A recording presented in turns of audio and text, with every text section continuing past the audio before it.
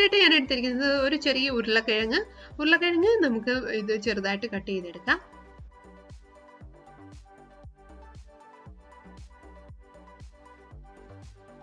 അടുത്തായിട്ട് ഞാൻ എടുത്തിരിക്കുന്നത് ഒരു ടൊമാറ്റോയുടെ ഉള്ളിലെ സീഡൊക്കെ ഒന്ന് മാറ്റിയെടുക്കാം. അതിനുശേഷം നമുക്ക് കട്ട് ചെയ്തെടുക്കാം. ടൊമാറ്റോ നമുക്ക് ഇഷ്ടാനുസരണം ഇച്ചിരി കുറച്ച് വലിയ പീസായിട്ട് കട്ട് ചെയ്തെടുത്താൽ കുറച്ചുകൂടി കളർഫുൾ ആയിട്ട് കിട്ടും.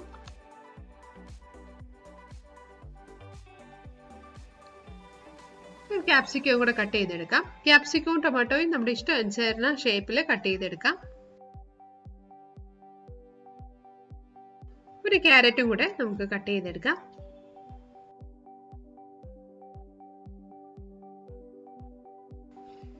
എല്ലാം ഒരേ ഷേപ്പിൽ അല്ലെങ്കിൽ എന്തെങ്കിലും പ്രത്യേക ഷേപ്പിൽ കട്ട് ചെയ്തെടുക്കുകയാണെങ്കിൽ കുറച്ചും കൂടെ ഒരു ഭംഗിയായിട്ട് നമുക്ക് ഉണ്ടാക്കാൻ പറ്റും.